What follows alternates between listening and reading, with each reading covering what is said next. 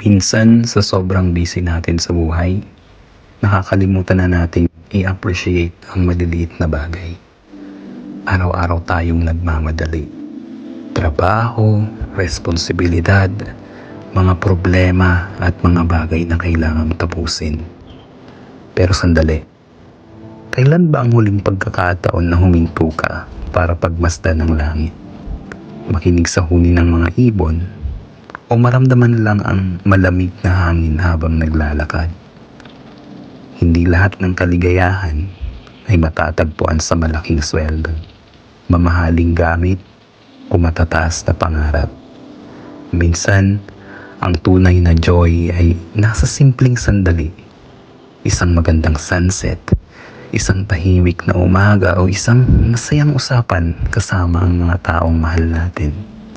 So once in a while, go out and see the world. Appreciate nature. Slow down. Huminga ng malalim.